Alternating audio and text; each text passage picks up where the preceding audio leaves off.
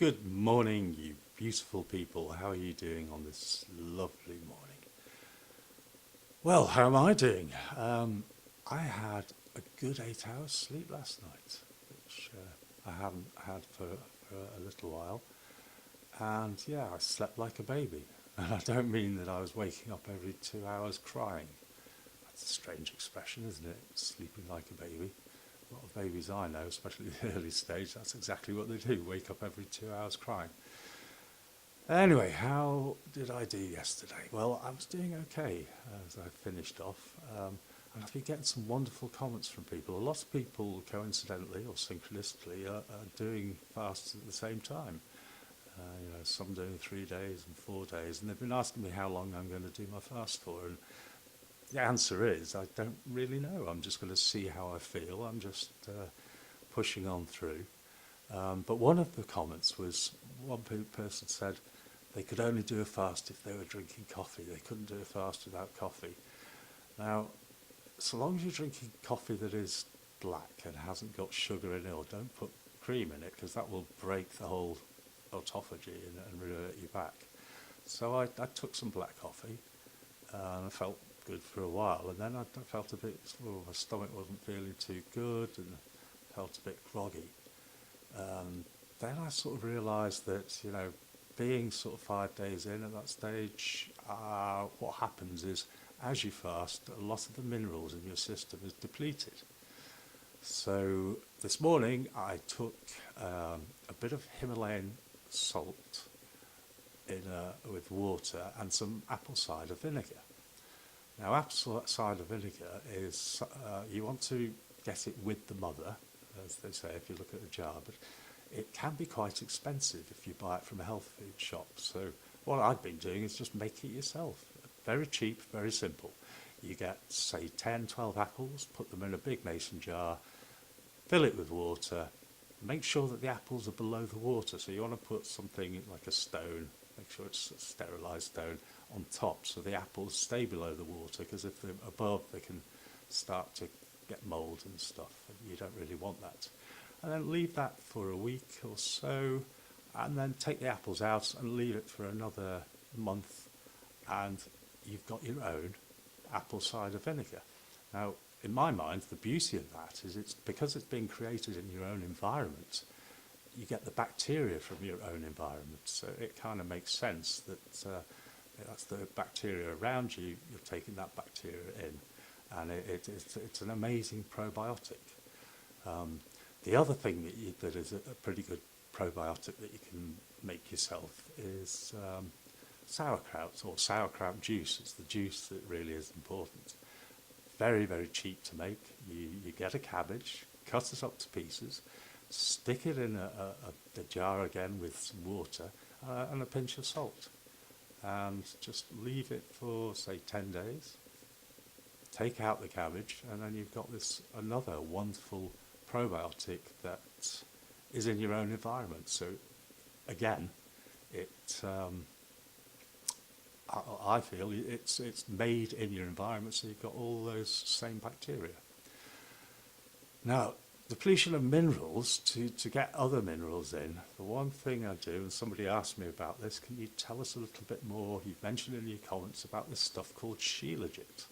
Well, Shilajit is something, it was first documented back in the 1600s, is the first recorded documentation about it. And it's been used very heavily in Ayurvedic medicine. And what it is, it's when you get two land masses together. A classic example would, for instance, would be the Himalayas. And they push together, and any plant matter that is caught in between it, a forest or whatever, is pushed and condensed over thousands of years. And what you get at the top of these mountains, when the weather gets hot, is you get this black sort of tar-like substance coming out. And one of the things, I think it was in India, they noticed was they have monkeys on these mountains. And they noticed the monkeys at the bottom of the mountain were quite small and quite aggressive. But then they observed the monkeys higher up in the mountain were probably double the size and were very peaceful, very calm, not aggressive at all.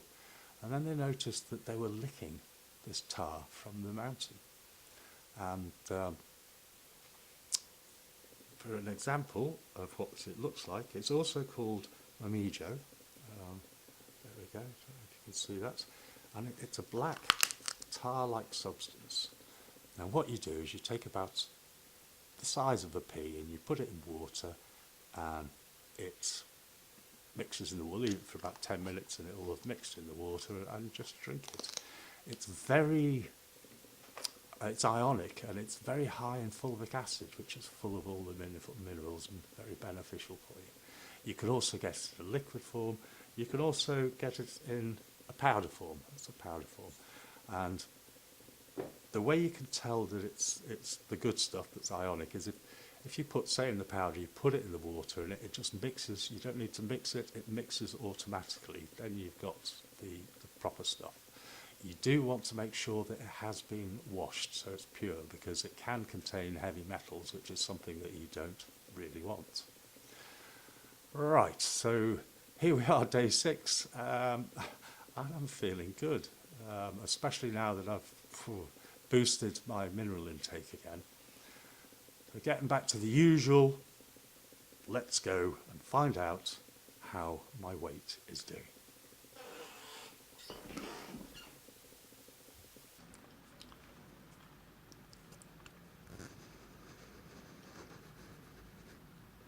Okay, today we're on 68 kilograms. Oh, it's a bit cold today, but still feeling pretty good, and more animals. Seems to be a feature of these videos, so yeah, let's have a look at some of the animals.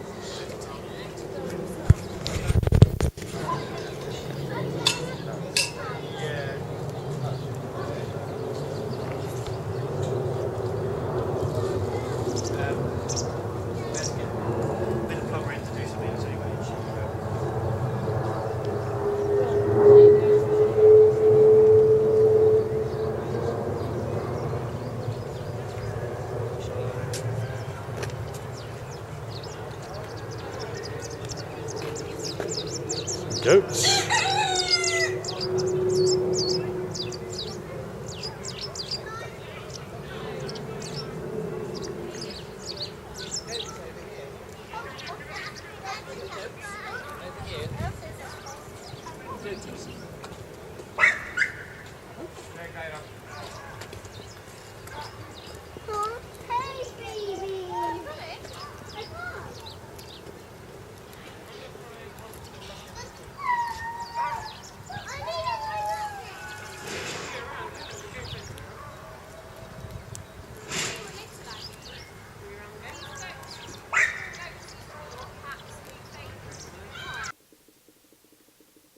Here we are, end of day 6 of my fast, and all is good.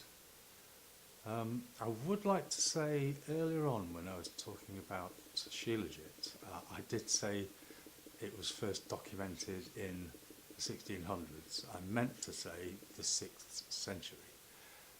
Another thing I'd like to say is, if you do take Shilajit, don't take it too late on in the day, because it does give you energy, and it could sort of prevent you from sleeping. Anyway, on that note, I shall sign off. See you all tomorrow. Peace and love to you all.